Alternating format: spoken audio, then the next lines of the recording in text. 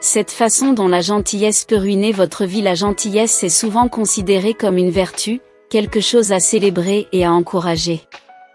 Vous faites probablement tout votre possible pour aider les gens chaque fois qu'ils en ont besoin, et vous n'avez aucun problème à consacrer votre temps ou votre énergie pour leur faciliter la vie. Et si la gentillesse pouvait avoir des conséquences négatives ? Et si l'attribut même que nous considérons comme une force pouvait, dans certaines situations, se transformer en une arme à double tranchant ?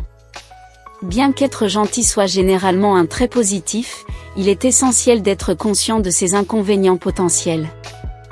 Dans cette vidéo, nous examinons cette façon dont la gentillesse, malgré vos meilleures intentions, peut réellement ruiner votre vie. Numéro 1, piège de la dépendance. Au début, il peut sembler gratifiant d'être utile et d'aider les autres. Cependant, avec le temps, le poids de cette responsabilité peut devenir écrasant. Lorsque vous allez toujours au-delà de vos attentes pour répondre aux besoins des autres, ils peuvent commencer à compter sur vous pour être constamment là pour eux. Ce piège de dépendance peut créer une dynamique malsaine dans les relations. Cela peut conduire à un sentiment de droit de la part des autres, où ils en viennent à attendre et à dépendre de votre gentillesse sans vraiment prendre en compte vos besoins. Gardez donc à l'esprit que vous ne pouvez pas être la solution aux problèmes de tout le monde. Numéro 2, négligence de soi. Encore une fois, il est naturel de vouloir être gentil et solidaire envers ceux qui vous entourent, mais lorsque cette gentillesse commence à se faire au détriment de vos propres soins personnels et de votre bien-être, cela devient préjudiciable. Accorder constamment la priorité aux autres peut conduire à négliger vos propres besoins physiques, mentaux et émotionnels. Cela peut entraîner un épuisement professionnel, un épuisement et du ressentiment, ainsi que des problèmes de santé tels que des maladies liées au stress ou une dépression. Négliger votre bien-être personnel peut également avoir un impact sur vos relations et votre qualité de vie globale, car vous n'avez peut-être pas l'énergie ou la capacité de vous engager pleinement avec les autres ou de poursuivre vos propres intérêts et objectifs. Écoutez, vous n'avez pas besoin d'être un martyr pour être gentil. En fait, la meilleure façon d'aider les autres est souvent de prendre d'abord soin de soi. Numéro 3, permettre un comportement destructeur. Lorsque vous pardonnez, accommodez et soutenez continuellement les autres sans les tenir responsables de leurs actes, vous renforcez par inadvertance des schémas négatifs et découragez la croissance personnelle. En protégeant les autres des conséquences de leurs actes, vous entravez leur capacité à réfléchir, à apprendre et à apporter des changements positifs. Même si l'habilitation peut sembler être une approche compatissante ou bienveillante, elle permet en fin de compte la poursuite d'un comportement destructeur et peut provoquer des sentiments d'impuissance, de frustration et de culpabilité. Encourager quelqu'un à demander de l'aide ou à affronter son problème est un moyen beaucoup plus efficace de gérer la situation.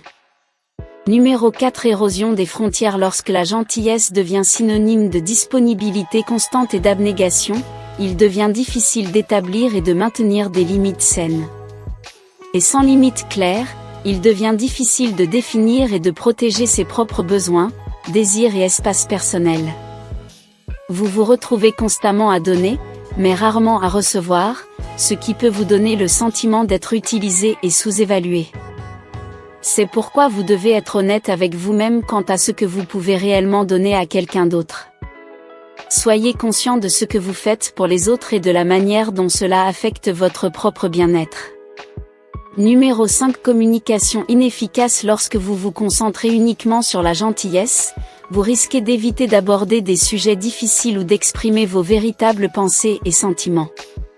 Cela entrave une communication honnête et empêche une résolution saine des conflits. Cela peut également conduire à un comportement qui plaît aux gens. Vous pourriez finir par rechercher constamment l'approbation et éviter toute forme de désaccord ou de confrontation, même si cela va à l'encontre de vos propres valeurs ou besoins. Cela peut entraîner un manque d'assurance et un déclin de votre confiance en vous et de votre authenticité personnelle. La meilleure façon de résoudre ce problème est d'essayer d'être honnête sur ce que vous ressentez réellement et sur ce dont vous avez besoin de la part des personnes qui vous entourent. Numéro 6, relations toxiques. Malheureusement, il y a des gens qui exploitent la gentillesse des autres pour leur propre bénéfice. Et être trop gentil peut attirer des personnes susceptibles de profiter de votre nature généreuse. Lorsque vous donnez constamment la priorité aux besoins et au bonheur des autres sans vous considérer vous-même, vous devenez vulnérable à la manipulation et au mauvais traitement. Ces relations toxiques peuvent drainer votre énergie, éroder votre estime de soi et avoir un impact négatif sur votre santé mentale. Alors donnez quand cela est nécessaire ou approprié. Mais sachez que vous ne devez rien à personne. Et si quelqu'un agit autrement, il est temps de réévaluer la relation. Numéro 7. Stagnation de la croissance personnelle. En choisissant toujours la gentillesse, vous pourriez vous priver de l'opportunité de croissance, de résilience et de développement personnel. Voyez-vous, grandir nécessite souvent de sortir de sa zone de confort, de faire face à des difficultés et de prendre des risques. Mais si vous donnez systématiquement la priorité au confort des autres plutôt qu'à votre propre croissance personnelle, vous finirez par vous retrouver coincé dans un état de stagnation. Pour résoudre ce problème, il est important de reconnaître l'importance de relever les défis, tout en faisant preuve d'empathie et de compassion. En fin de compte, il est important de trouver un équilibre entre répandre la gentillesse et donner la priorité à vos propres besoins et à votre bien-être. En reconnaissant les impacts négatifs potentiels de la gentillesse, vous pouvez prendre des mesures proactives pour vous protéger et garantir une vie plus enrichissante. Après tout, être gentil avec soi-même est tout aussi important qu'être gentil avec les autres. Si vous avez trouvé cette vidéo utile, donnez-lui un j'aime et partagez-la avec vos amis afin que nous puissions continuer à les réaliser. Pour plus de vidéos comme celle-ci, cliquez sur le bouton abonnez-vous et n'oubliez pas de cliquer sur la cloche de notification. N'oubliez pas non plus de consulter nos autres vidéos. Merci d'avoir regardé.